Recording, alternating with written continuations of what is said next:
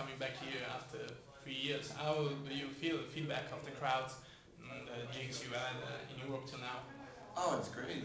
It's been great. You know, we've been away for a while, and it's obvious that we're really happy to be back here in our home, and people are really happy to have us back. So, you know, Europe. I've said this before in interviews we've done before. You know, Europe was a place where we first had a home, where people really accepted us and sort of said, "That's fine, do it here." Yeah. So. Very happy you finally come back here. Yeah. I have a question about Agadez. How did you get to know this place, and if you have ever been there? Never been to Agadez. I didn't even really know anything about the place. But one of the main painting that is the cover of the album, Jeff Jordan named that Agadez. So since it became the cover of the album, and we just thought it was such a striking name, we decided to use it as a song title. And you thought it sounded good maybe for the mood of the song? Or It just sounded like a beautiful word, you know. Yeah, So. one other beautiful song of the album, definitely, because I think it's different from the Mars Volta. For the other songs of the album, it's Soothsayer. So I will ask you, what about violins in the song? How do you create it? Because it sounds really different. Honestly, I never, for example, listen to Mars Volta playing that way and Cedric singing that way. It's something different. What you can tell about that song? About Agadez? No. Soothsayer. Oh, about Soothsayer. I don't know.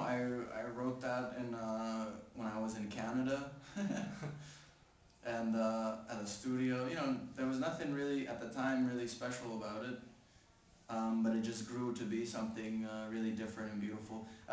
Originally, it was supposed to be an acoustic songs with two trios playing it with the stand-up upright piano, bass clarinet, acoustic guitar. So two trios with this orchestration, one doing the main melody and one the main line, and the other one doing the main melody, and then Cedric's voice on top of it. And then it just sort of started to evolve from there, or sort of ask for more. I started to ask for electric guitars, and it started to ask for drums and things, and you know. I mean, when I say nothing special, I mean they're all special, and I really love this song. This is one of my favorite songs, and the mood that I'm in right now as I'm working on the 5th Mars Volta record is sort of the mood that I was in when I recorded Soothsayer. So it's that mood of more acoustic-based things, or just sort of organic things. But again, most likely, as time goes on, they will ask me to incorporate, you know, the songs themselves will ask me to incorporate other elements into them.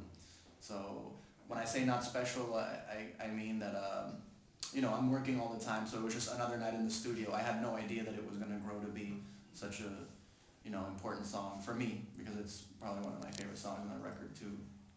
And are you planning to play that song live? Yeah, but not tonight. We meet again in Barcelona, in Brussels, in London too. Oh, okay, you guys are going to Barcelona? Yeah. There's already people talking about next Mars Volta album. Somebody who heard the song you played at the New Year's Eve party, the unreleased song which people call Beneath the Islands.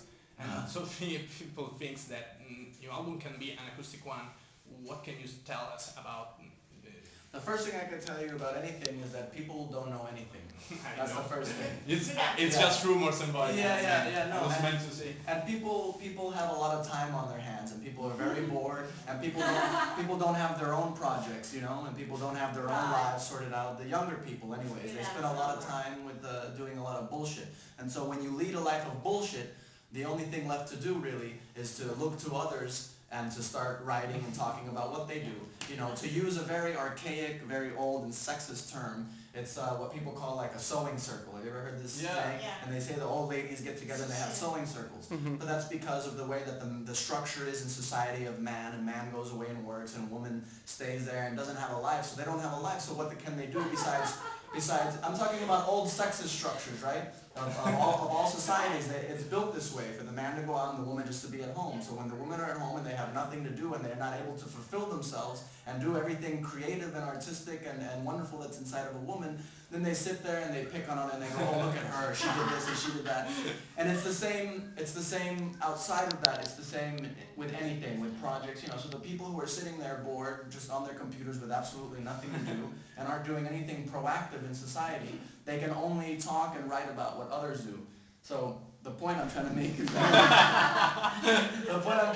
that that these people, since they don't know anything, they have to become very inventive and they have to make up things. And you know, luckily for me, I don't read any of that bullshit. I don't read any of the internet stuff. But I'm constantly hearing about it because when I do interviews, people say, well, I read this and I read that, and it's never ever right. You know, and you know, short of me myself doing an interview on the internet and blah blah blah, which I'm not really interested in, you know, and even then people will say, well, he's lying, and I heard this and I heard that and blah blah blah, and it's kind of what keeps these people going. When I say an acoustic album, you know, for example, the song that people are calling, what are they calling it? Beneath the Islands. Beneath Maybe the for Islands, the words of the right. song. No, I remember when we were first touring in Cicatriz, they were calling it "Eat the Sun" or something, shit like that. You know, and it was like, where the fuck did they get that from?